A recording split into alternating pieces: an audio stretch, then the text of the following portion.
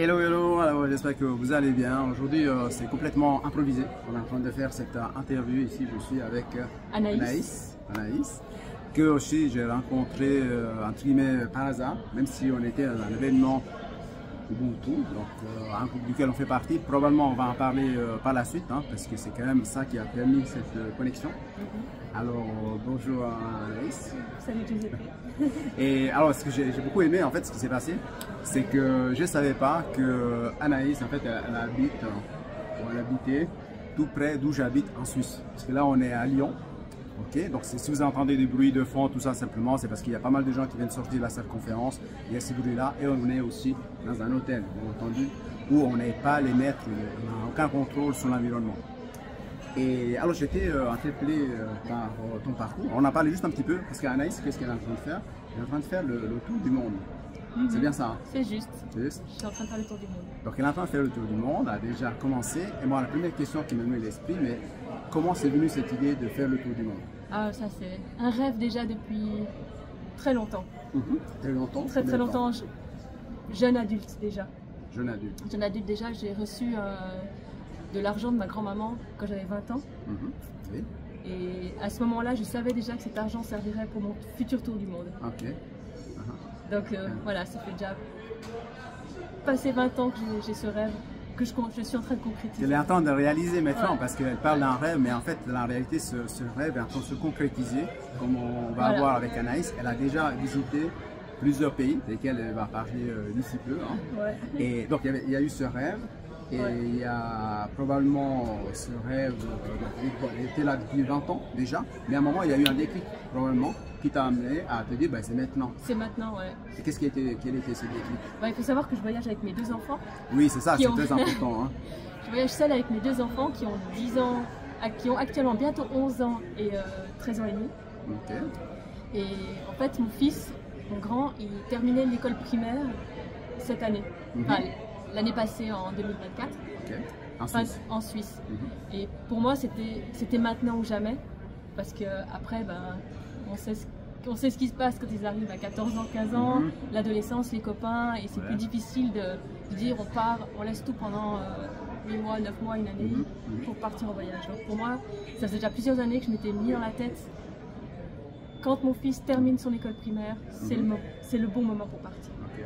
Et le fils, c'est celui qui a 11 ans? C'est celui qui a 13 ans et demi. 13 ans, ok. Comme ça fait longtemps que je n'ai pas été à l'école, donc je ne me rappelle plus à quel âge on finit. C'est ça. Mais alors, qu'est-ce qui s'est passé? Comment tu as préparé ça en fait? Est-ce que tu en as parlé avec eux? Est-ce qu'ils étaient d'accord de partir? Oui, parce que c'est quelque chose qui m'anime déjà depuis très longtemps. Et depuis que je sais que le bon moment pour partir, c'est quand Alan, mon fils, termine son école primaire. Donc ça fait déjà plusieurs années que j'en parle avec eux, que je tâte le terrain, que je dis bah écoute, si on part en tour du monde, est-ce que ça vous dit? Est-ce que vous avez envie de le faire? Est-ce que ou pas du tout? Et puis ça a cheminé comme ça. Mon fils, alors lui, il a dit on part demain. Ok, voilà. Déjà depuis très longtemps. Pour ma fille, c'était un chemin un peu plus long. Parce que pour elle, c'est les copines, c'est la famille, sa grand-maman, ses grands-mamans, sa tata. Pour elle, c'était plus difficile de s'imaginer partir sur un long terme. Et voilà, ça s'est passé. Ok, donc il y a eu un processus, mais il y a quand même une préparation qui s'est mise en place, on en a parlé, donc avant de... C'est pas passé du jour au lendemain. Non, c'était quand même une préparation. J'ai aussi intégré mon mari dans ce voyage. Ça fait des années que je lui en parle, que pour moi c'est évident. Pour moi c'était évident que j'allais partir, mais pour lui ça n'a pas été une évidence. Pas du tout, même pour finir, vraiment j'ai observé moi mes besoins, mes envies. Moi je partais de toute façon. Avec ou sans lui.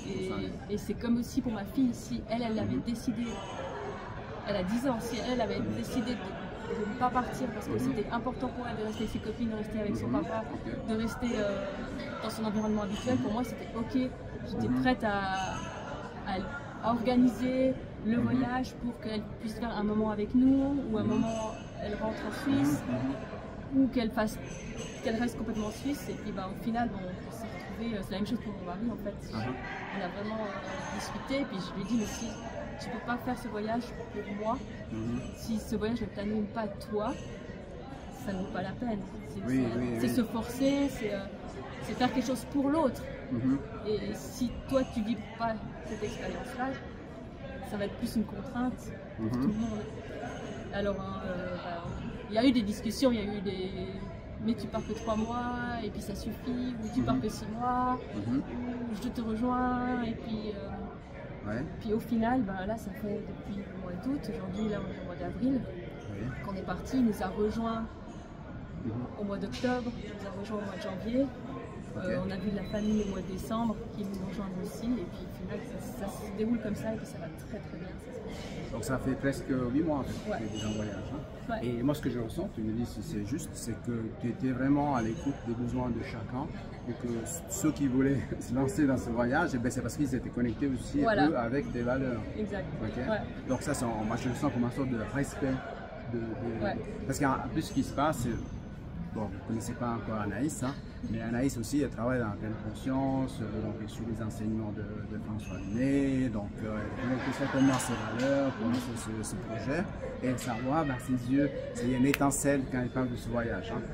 Et si tu devais donner 2 ou 3 valeurs, par exemple, qui te portent en fait vers ce voyage. La découverte, la découverte des autres, la découverte de la culture des gens, la découverte de l'histoire du pays. Aller à la rencontre aussi des gens,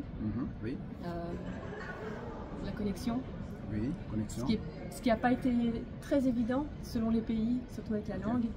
Là on vient de rentrer du Canada, du Québec, et ça nous a tous fait du bien parce que on parlait tous la même langue, et c'était quand même beaucoup plus facile d'avoir une connexion avec les gens qu'avec le japonais, l'espagnol, même l'anglais. Oui, déjà, c'est les langues. Voilà, les langues et la culture. La communication n'est pas la même quand on ne maîtrise pas une langue. Pour l'instant, mais là, on a eu cet aspect, vraiment la découverte en fait. Et puis aussi de se laisser porter, parce qu'il faut savoir que mon voyage, j'ai rien réservé. Et quand je dis rien, vous avez j'avais... Ni hôtel, rien. Non, j'ai eu réservé le matin même la nuitée pour le soir. Avec 2 enfants. Avec 2 enfants. Avec 2 enfants. Donc c'est challengeant. Ce voyage depuis le départ m'a beaucoup amené à observer mes peurs.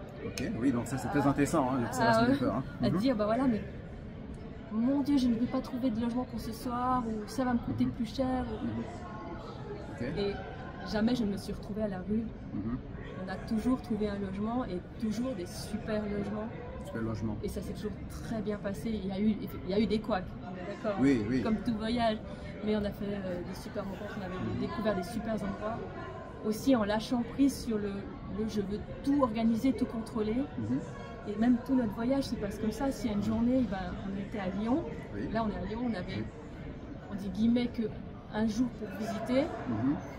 On avait le décalage horaire, on s'est quand même levé tranquillement. On a pris le temps de... à Québec, on est à cause du décalage horaire. Donc on a pris le temps de marcher en ville. On ne voulait pas trop manger parce qu'on avait un repas qui était prévu à 13 h. Donc on a fait un petit déjeuner rapide sur le pouce. On s'est posé sur un banc au soleil. Et on n'était pas à la course de dire il faut absolument visiter la ville comme le ferait un touriste normal qui se prend. C'est aussi pour moi important, une sorte de voyage en pleine conscience. Tu prends le temps de voir les choses comme un slow life, vraiment. Vraiment un voyage en conscience, et en prenant le temps de se poser sur un banc, de regarder les bus passer, de regarder les gens, de regarder les monuments qui sont en face de nous. Pas courir droit pour aller voir la cathédrale, pour aller voir le truc qu'on veut aller voir. C'est un travail de présence aussi dans donc vraiment tout mon voyage m'amène beaucoup à travailler tous les enseignements de pleine conscience, d'observation des schémas de pensée, parce que quand tu voyages seul avec 2 enfants, je me rends très vite compte que ma charge mentale elle est aussi élevée qu'à la maison à gérer le quotidien, mais avec d'autres défis, d'autres challenges. Et là je suis obligée de lâcher. Comme François il dit toujours, il faut choisir ses batailles. Et là, je suis obligée de lâcher certaines choses et lâcher le contrôle parce que sinon je serais en burn-out, en tour du monde. Est-ce que tu avais une tendance à être dans le contrôle auparavant? Oui, je le suis toujours pour certaines choses. Parce que bon, elle parlait aussi du fait de travailler sur les peurs, avec la présence et tout, mais aussi, je pense, donc aussi la connexion avec les enfants pour qu'eux aussi, comment on pourrait dire, ils voient ce voyage d'une manière différente qu'habituellement la plupart des gens le font aussi. Et donc eux, ils le vivent comment? Eux, ils le vivent, ils me suivent, ils sont baignés dans mon univers, et puis ils sont très à l'aise, ils s'adaptent vraiment bien à chaque situation. On remarque des fois, on se retrouve en début de journée, il y a un endroit où voilà, on doit quitter notre logement pour midi ou 11h. On prend toutes nos valises, nos bagages, on va dans un café, puis on va où?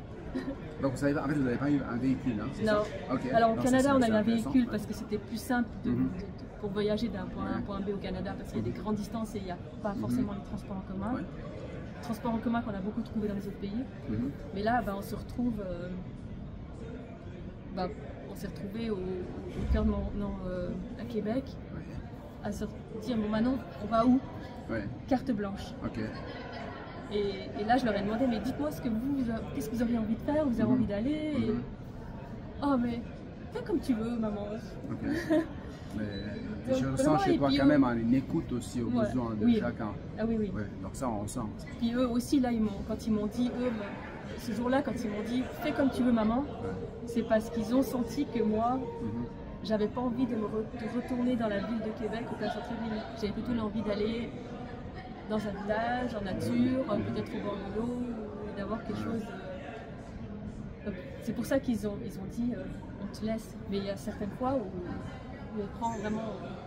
On met carte sur table, mais vraiment dans le sens propre, c'est qu'on prend la carte du monde et puis on dit bon maintenant on va où? Qu'est-ce que vous avez l'envie de faire? Et là j'écoute leurs besoins, j'écoute mes besoins, nos envies, quel pays on a envie de découvrir. On a fait 2 mois en Colombie. Puis tout le monde avait envie d'aller au Canada. Je leur ai dit, mais vous vous rendez compte, actuellement au Canada, c'était le mois de mars, il fait moins 20. Cet hiver, il a fait très froid. Je dis, vous êtes sûr que vous voulez aller au Canada? Il fait moins 20, on n'est pas équipé pour. Donc ça veut dire qu'on va devoir acheter des matériels, ça veut dire qu'on va devoir louer une voiture. Il y a plein d'effets collatéraux du choix du Canada. Et puis tout le monde a dit, ok, on est d'accord, on veut aller au froid, on a envie, donc on vient de Suisse, donc ça ne nous fait pas peur. Ça va. Mais moi, 22 degrés, quand même, ça fait différence. Moi, quand j'y suis allé en février, même tout en habitant en Suisse, j'ai senti la différence. C'est vraiment fort. Et je comprends qu'il y a besoin d'équipement. Mais en revenant, comment vous avez choisi le premier pays où aller? Parce que tu me dis que ça fait déjà 8 mois. En fait. Alors on est parti d'abord en Allemagne parce que je voulais.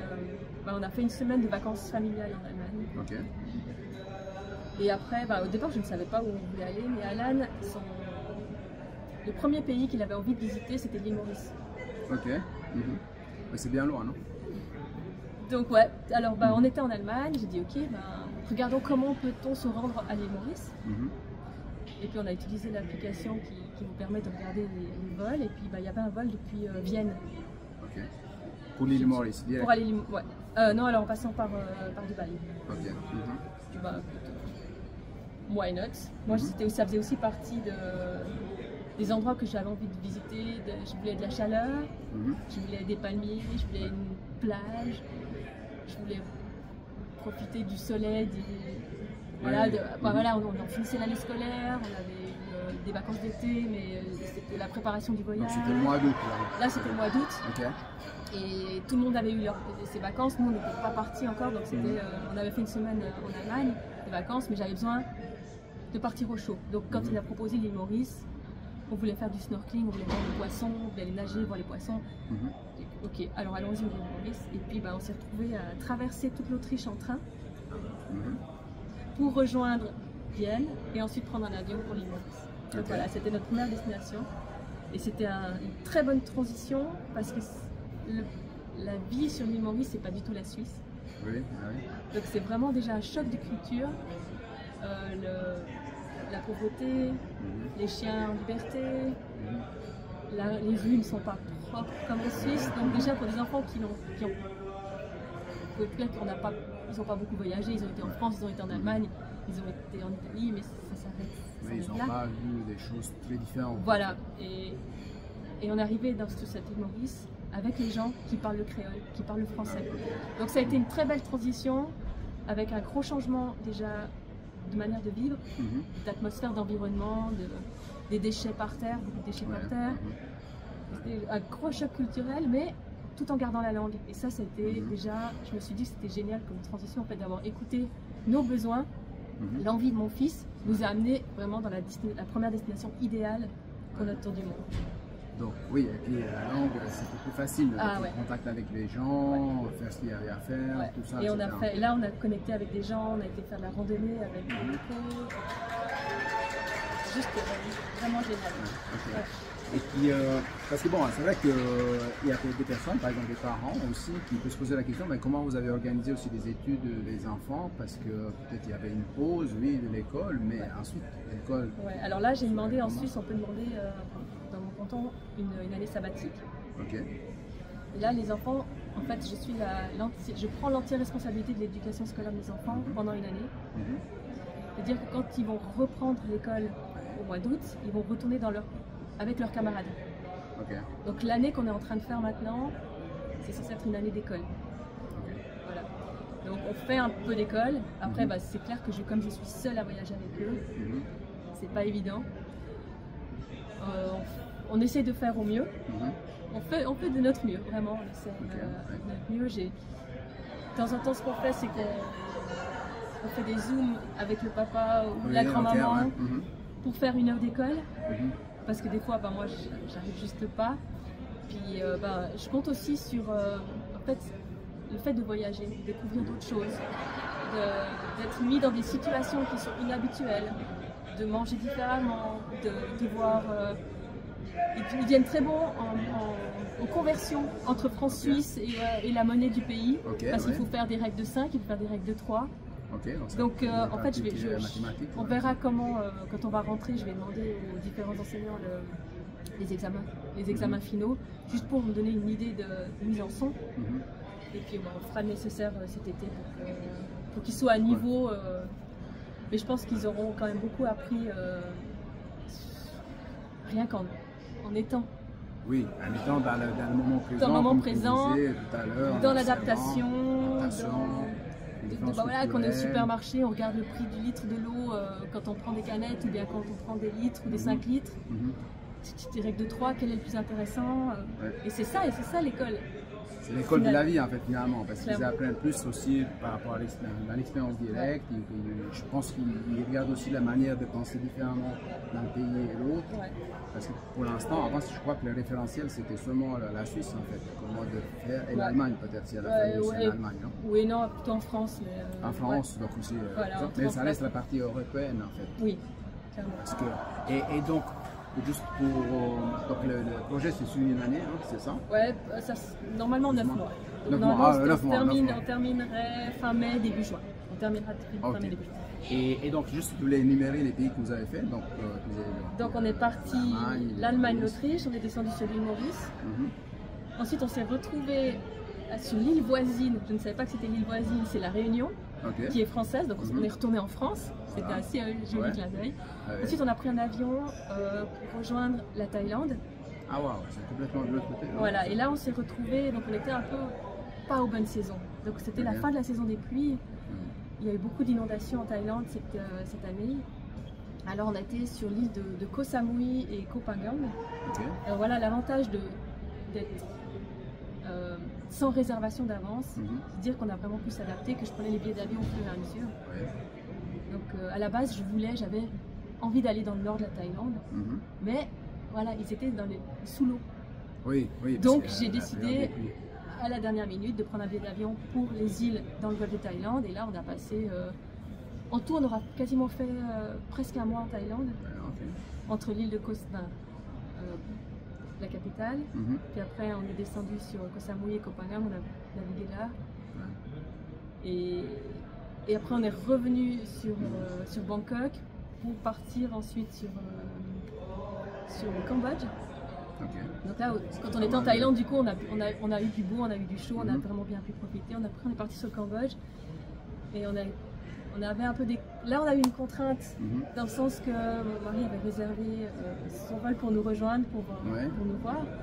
Donc là, on avait... initialement, je voulais partir sur Bali, mais voilà, comme on avait ces dates qui avaient été réservées, ben, on est parti après Bangkok et ça s'est super bien passé. Depuis Bangkok, il y a des vols directs pour le Cambodge. On a bien visité le Cambodge, on est resté un peu plus longtemps que mon mari. On est resté sur une ville qui s'appelle Kampot. Ok, moi je connaissais pas. Kampot. C'est comme la nourriture pour les enfants. Ouais, voilà, comme une compote. Ils sont spécialistes du poivre. Ok. Très belle région aussi, enfin, vraiment très très intéressant, une belle histoire au Cambodge. Et puis c'est depuis là que vous avez été, je crois, au Japon aussi? Après on est parti sur le Japon. Okay. Je voulais partir à Tokyo ou à d'autres villes? Alors on était sur Tokyo. Et puis bah, comme on voyage un peu sac à dos et valise cabine, donc on a chacun un sac à dos et chacun une valise cabine. Pourquoi la valise cabine et pas que sac à dos? C'est que personnellement, dans mes besoins, c'est de respecter mon corps et je sais que de porter un sac à dos, et en sachant que ma fille ne porterait pas le sien, je ne voulais pas prendre le risque de devoir porter 3 sacs à dos et d'arriver à la fin d'une journée avec mes 3 sacs à dos et d'avoir mal partout. Donc chacun a sa valise cabine, que chacun arrive à porter en montant, descendant des escaliers. Donc l'aspect pratique. L'aspect pratique, c'était ça. Et du coup, on est resté principalement sur la région de Tokyo. Et comme notre voyage au Cambodge avait été assez intense, qui nécessite beaucoup d'adaptation pour les enfants et aussi pour moi, quand on est arrivé au Japon, on est arrivé dans un pays qui était vraiment aux antipodes du Cambodge, un pays très propre, très développé, très calme. Et de nouveau, je suis arrivée le matin même à l'aéroport, j'avais pas de logement. Sauf que pour passer la douane, il fallait avoir une adresse. Il faut savoir où on va.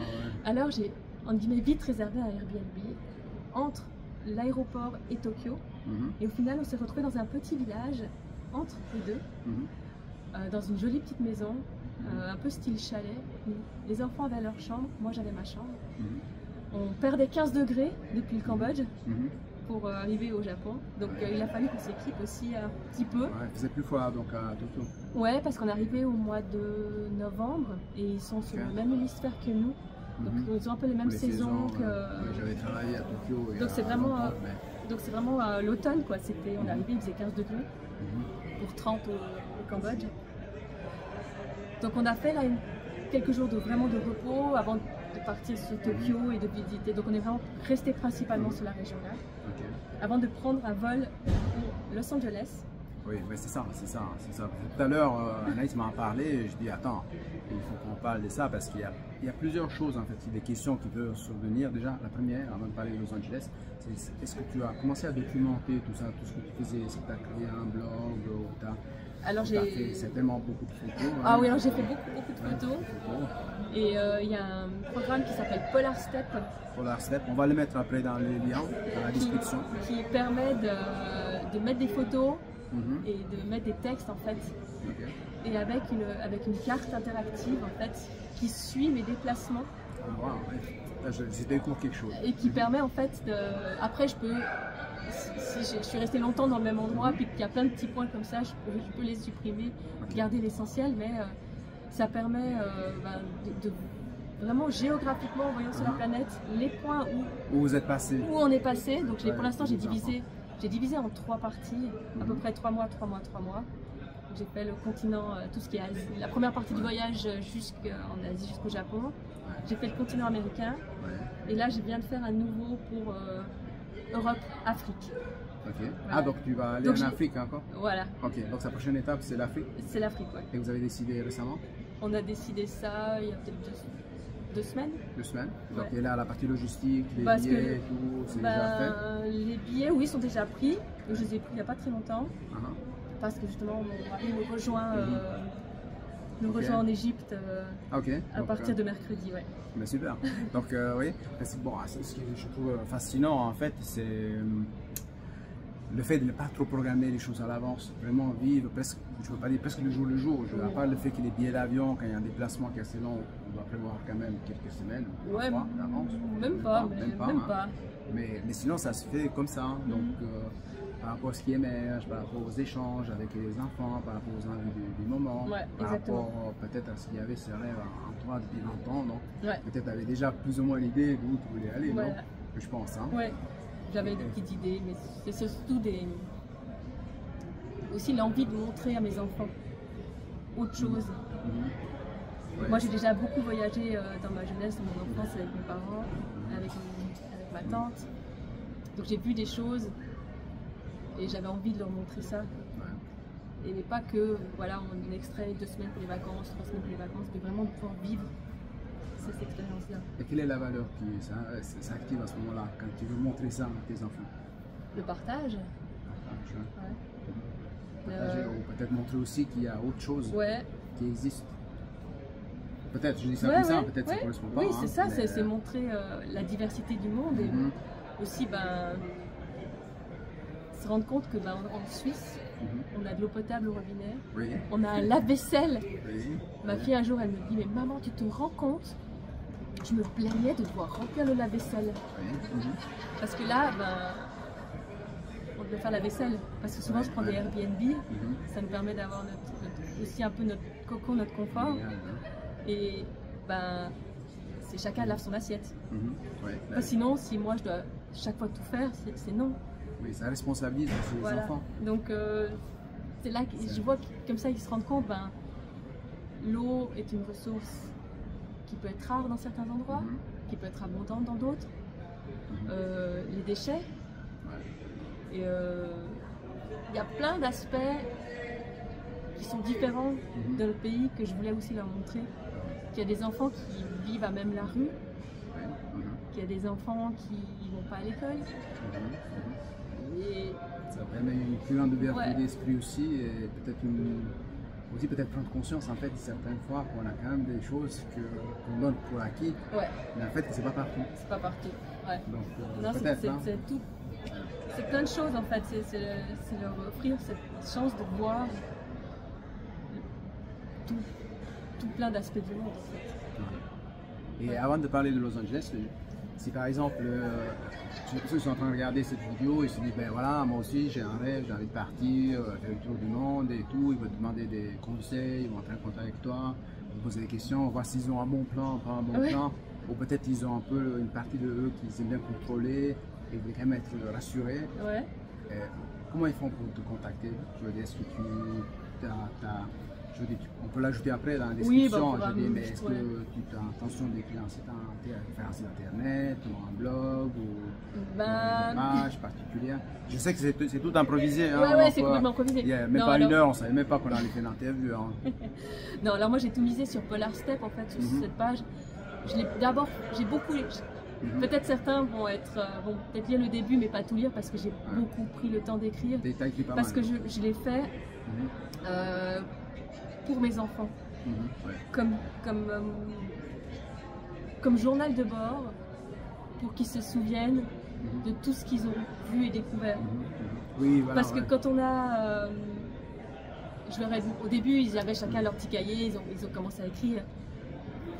Maintenant, je leur dis, allez, prenez votre cahier, écrivez, puis ils sont... c'est un petit peu perdu, ils ont moins fait. Donc là, au moins, s'ils ont l'envie, ils pourront à chaque instant aller sur Polar Step pour voir. Donc je l'ai vraiment écrit pour eux, dans un sens, pour se souvenir de ce voyage. Donc là, après, pour me contacter, évidemment, il n'y a aucun souci, vous pouvez me contacter. On mettra mon adresse mail. On mettra l'adresse email d'Anaïs dans la description de la capsule de YouTube. Voilà, et je crois que sur Polar Step, on peut aussi me contacter. Alors donc on mettra éventuellement le lien de Polar Step, et puis là, toutes les informations. Parce que je pense qu'il y a pas mal de gens que toi tout à l'heure tu parlais du fait, tu as dû quand même dépasser quelques peurs, etc. Donc c'est un travail sur soi en même temps. De partir toute seule avec 2 enfants. Et je pense qu'il y a pas mal de gens qui peuvent se poser la même question. Peut-être ils ont envie, mais ils sont poussés pour un élan du cœur peut-être pour aller dans cette direction, mais il y a des choses qui bloquent parce qu'il y a des peurs aussi. et probablement en entrant en contact avec toi, il peut te poser des questions et savoir comment toi tu as su monter ça. C'est possible de le faire. Ouais. Donc comment ils ont surmonté ça, et donc ton expérience, parce qu'elle a marché le terme, dans le vrai sens du terme, donc elle a fait ça, ce qu'elle dit, c'est pas un livre que vous allez lire dans un livre, donc elle l'a fait, donc elle pourra vous renseigner par rapport à ça. Et donc c'est sûr qu'on ne peut pas résumer les 8 mois d'expérience que tu as fait là dans une simple capsule. Bon, avant d'aller vers la fin de cette capsule, je voulais juste revenir par rapport au voyage à Los Angeles. Donc tu disais que vous êtes parti à Los Angeles. Ouais. Et puis après, vous avez fait toute la Californie ou... Non, alors on est... En fait, de nouveau, j'avais une échéance et que je devais être au Mexique pour les fêtes de fin d'année, dans le Yucatan. Mon frère et ma maman nous rejoignaient là-bas pour les fêtes. Donc j'ai juste fait 2 semaines à Los Angeles avant de partir sur Cancun, le Yucatan, pour faire une semaine, on dira au calme, avant que mon frère et ma maman arrivent et puis qu'on parte barouder, voyager pour découvrir C'est là la région au Mexique, c'est où il y a les pyramides ou pas? Ouais, exactement. C'est toute la partie, la côte Maya. La pyramide de la Lune, la pyramide du Soleil, c'est pas là? C'est où il y a Chichen Itza? Ouais, j'avais été il y a longtemps, hein, ça fait plus de 25 ans en arrière, j'étais au Mexique. Ah, donc là, bon, là c'était aussi intéressant de faire depuis en fait mi-décembre jusqu'à fin janvier. On n'était plus que les 3. On était, il y avait maman, mon frère, jusqu'à quasiment début janvier. Et après, on est parti sur la Colombie. Ok, ah voilà, c'est là. Et là, en Colombie, mon mari nous a rejoints. De nouveau, on s'est retrouvés à l'aéroport jusqu'à la fin, quasiment la fin janvier. Et là, on a pu faire quasiment 2 mois. J'ai pu profiter pendant 2 mois d'avoir de la compagnie avec moi. Parce qu'on ne va pas se mentir, d'être seul avec 2 enfants, il dit ses présences, ça peut être exigeant. Ça demande de l'énergie. J'ai dû beaucoup lâcher sur le temps d'écran des enfants. Pour pouvoir prendre du temps pour moi, pour pouvoir me ressourcer, pour pouvoir souffler. Donc il y a pas mal de travail en fait. Voilà, j'ai dû lâcher, voilà, comme je disais avant, c'est pour choisir ses batailles, voilà, ils ont certainement plus d'écran que ce qu'ils auraient eu en temps normal en Suisse pendant le temps d'école. Mais voilà, du lâcher prise en fait, c'est ça? C'est du lâcher prise de ce côté-là. Donc en fait, c'est tout un travail par rapport à ça. Et donc moi j'étais très content d'avoir pu faire, là on a fait un petit peu, c'est juste un aperçu, donc il y a beaucoup plus d'autres informations que vous allez voir sur Polar Step. Polar Step, moi je ne connaissais pas, donc c'est pour ça que je pose la question. Donc Polar Step, on mettra le lien. Et si tu voulais terminer cette interview en donnant un message aux gens qui portent les mêmes valeurs que toi, qui ont envie de se lancer, qui auront peut-être des enfants aussi et qui attendent peut-être le bon moment pour y aller, pour que tout soit en place et tout, etc. Il n'y aura jamais de bon moment. Je pense que le plus important, c'est on dit toujours écoute ton cœur, mais c'est vraiment de s'écouter soi, son envie. Parce que ça passe tellement vite, on peut dire je change de boulot demain, je change de boulot demain. Non, maintenant, ok, maintenant tu as envie de voyager, tu as envie de découvrir le monde, tu as envie de faire ça avec ton enfant, tu as envie de faire ça avec tes enfants, fais-le maintenant, pas demain, décide maintenant. Alors c'est toujours facile de dire comme ça, mais voilà, n'hésitez pas à me contacter.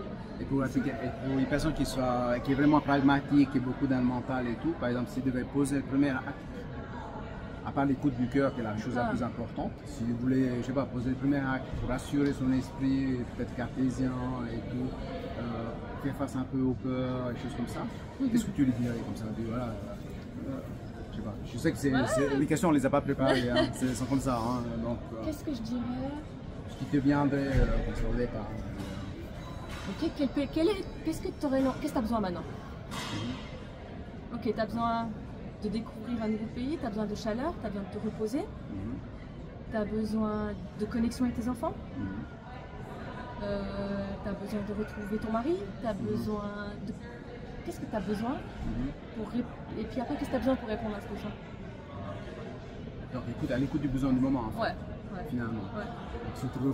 Peut-être tu as besoin d'être déjà tu sais pas, parce qu'il y a trop de choses, tu aurais envie de tout. Alors c'est peut-être de te retrouver seule. Donc peut-être la première étape, ce que moi j'ai fait, c'était en 2022. C'était la première étape, c'était soit je partais à l'hôpital, me faire médicamenter, soit je partais seule, faire une retraite. Parce que moi, mon besoin, c'était de faire une retraite de silence avec un retour au corps, donc des exercices pour moi de yoga. Donc c'était une retraite de silence où on pouvait faire du yoga ou de la danse, quelque chose comme ça, avec éventuellement des tambours ou quelque chose comme ça, mais vraiment quelque chose de léger. Et je me suis retrouvée au Québec à ce moment-là, et ça a été ma première expérience de tour du monde où je suis partie seule pour me retrouver. J'ai pris le billet d'avion, donc je me suis rassurée en allant sur Skyscanner, regarder le premier prix Genève-Montréal, où le premier prix aller-retour c'était 300 francs suisses. Le premier prix est vraiment sans bagage, sans rien du tout. Je me suis dit, voilà, 300 francs suisses, aller-retour Montréal, je crois que je dois y aller. Ça vaut la peine. Et quand on s'écoute, quand on écoute ses besoins, tous les signaux passent au vert. C'est comme si quand on est sur la route, on a tous les feux rouges ou on a tous les feux verts. Et si une fois qu'on a écouté, ok, mon besoin à moi, là, à ce moment-là, c'était d'aller faire du yoga, de me retrouver, d'aller en silence, de me retrouver, d'arrêter avec le poids du quotidien, des enfants, maman, de faire les repas du midi, de faire les repas du soir, etc., etc. Du moment que j'ai dit, ok, je viens faire cette retraite de silence au Canada, tous les voyants étaient ouverts et tout mon séjour s'est passé comme ça. Tu as été faire une retraite donc, de silence à Québec, à Valmorin.